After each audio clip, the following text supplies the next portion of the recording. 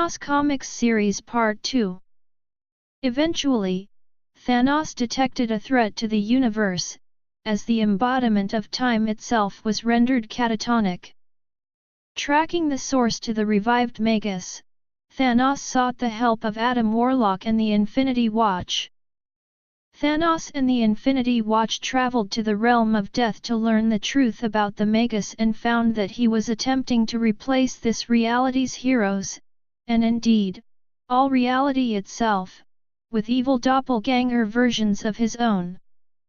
Returning to reality, Thanos and the Infinity Watch were attacked by an assemblage of doppelgangers before the true threat of the Magus could be revealed. Taking the fight to the Magus, Warlock reassembled the Infinity Gauntlet in order to match the combined might of the 5 cosmic cubes possessed by the Magus, although ultimately Magus would gain the Infinity Gauntlet for himself. During the battle, Thanos was pitted against his doppelganger, who had become the Magus' most favored lackey, and in defeating it, gained insight into Magus' schemes. Confronting him, Thanos pointed out that Magus didn't, in fact, have the full power of the Infinity Gauntlet, as the reality gem was actually an elaborate fake. Rattled, the Magus was then thwarted by the embodiments of eternity and infinity, and the Infinity Gems were restored to their owners.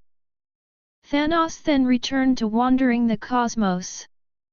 Some time later, Thanos and Warlock were trapped in the folds of a shifting reality, due to the appearance of the goddess, which was Warlock's manifestation of his good side that had appropriated the power of the 5 cosmic cubes previously used by the Magus. Warlock eventually freed himself and Thanos. Thanos embarked on a mission to learn about the goddess and determine what threat she posed to reality. The two were soon contacted by the demon Mephisto, and Thanos agreed to let Mephisto aid them in exchange for a cosmic cube of his own. Warlock had a plan of his own, and before bodily entering the Soul Gem, he gave it to Thanos. Thanos, in turn, assembled a contingency of reality's heroes in order to distract the goddess. Thanos, however, seemingly failed, and the goddess began to destroy the universe one star at a time. In reality, the destruction was an illusion generated by Warlock, who had used the cosmic cubes to create a universe-wide mass hallucination. Distracted, the goddess was defeated by Thanos and the assemblage of Earth's heroes. Thanos destroyed the cosmic egg that held the cubes, for which act Warlock tried to paint the Titan a hero. Thanos even honored his bargain with Mephisto, giving him a cosmic cube, albeit one without power. Later, when the thunder god Thor apparently went insane, Thanos was contacted by the Silver Surfer to stop the mad thunder god's rampage. Thanos succeeded where the Surfer, the Infinity Watch, Doctor Strange, and the other Asgardian gods could not. This led the assembled group to Asgard, where they came into conflict with Odin. Thanos battled Odin until the god learned the truth, revived Thor, and allowed Thanos and the heroes to leave Asgard with his and Thor's gratitude. Soon after these events, Thanos became bored and decided to look for the vast storehouse of knowledge called the Oracle. To assist him, Thanos recruited several unwilling allies, which included the second Super Skrull, Nitro, the Rhino, and the Titanium Man. After they accomplished his goals, Thanos stranded them. After slaughtering the entire Oven mercenary army just for something to do, Thanos used the Oracle to search for a worthy adversary.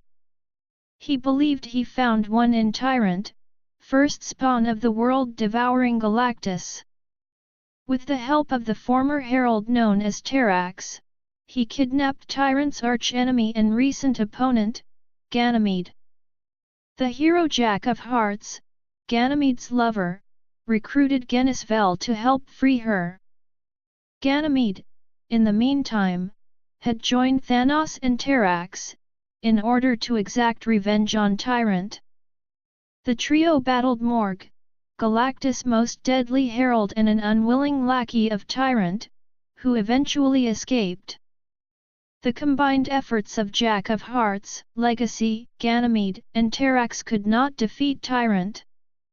Thanos, who briefly fled the scene in order to learn the truth about Tyrant's origins, returned to battle Tyrant himself, with the help of one of Tyrant's own power orbs which contained the energies siphoned from Morg, laying waste to a sizable portion of Tyrant's planet.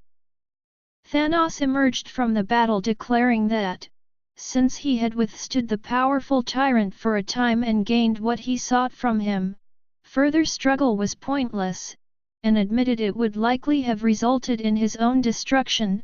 The Silver Surfer, later, sought out Thanos in order to discern Death's motives for plaguing him with images of death with the obvious intent on making him her new consort. Enraged, Thanos beat the Surfer to death and delivered his body to Death's realm himself.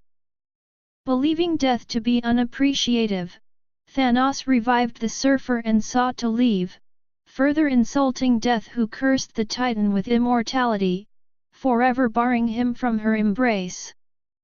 Others would continually come in and out of Thanos' life. Gamora returned to Thanos' side, forsaking her relationship with Adam Warlock and the Infinity Watch. The computer intelligence known as Quasimodo took over Sanctuary 2 and used it to capture and torment the Silver Surfer and Spider-Man before being ousted by Thanos, who declared the two heroes now owed him a debt. Thanos soon confronted Marlo Jones, the wife of Rick Jones, associate of the then-current Captain Marvel, Genis-Vell. Thanos revealed that Marlo had become the physical refuge for the embodiment of death and as such, was the target of the death god known as the Walker 33, convincing Thor to help them. Thanos, alongside Thor and Captain Marvel, was able to keep the Walker from killing Marlo. Ultimately, Death itself defeated the Walker. During a reunion with his old allies/foes Adam Warlock and Gamora, Thanos revealed he had created a series of duplicates of himself, dubbed Thanosi. These duplicates were unstable in different ways, explaining Thanos's uncharacteristic behavior and power levels in recent months. Thanos indicated that the Thanos who recently confronted Khazar, Thor, Captain Marvel, and the Celestial Madonna had each actually been one of his Thanosi duplicates. During the Annihilation Wave's attack on the universe, Thanos joined forces with Annihilus. Many speculated as to why the Mad Titan would play the role of underling until he later explained to Moondragon that he had grown tired of the same life cycles playing out and was simply curious to see how a radical shift in the universe would play out. He was instrumental in capturing Galactus and using him to power the Wave's forces. Upon Moondragon's revelation that Annihilus' intentions were not conquest but for the universe-wide extinction of both our universe and the negative zone, Thanos decided to release Galactus. Before he could finish the process, Drax the Destroyer punched through his chest, removing his heart 35 just before Drax's arrival. Thanos saw death, so it is assumed that he is really dead this time. The spirit of Thanos and Death later appeared and watched Nova after he killed Annihilus. Thanos was resurrected and made unkillable by Death. Together with a few other heroes he traveled into the Cancerverse, a universe where life had won and death no longer existed, in order to fight the Lord Mar-Vell, that universe's avatar of life. He feigned submission to Mar-Vell, who ran him through with his sword, believing it would kill him. However, this summoned Death, who proceeded to kill Mar-Vell and all the other immortal denizens of the Cancerverse. Thanos begged her to take him with her, but she left him and he flew into a rage, vowing to kill the universe. Nova and Peter Quill attempted to hold him back long enough for the Cancerverse to collapse and destroy him, thus buying time for the other heroes to go back to their universe. They succeeded and Thanos was trapped in the collapsing Cancerverse.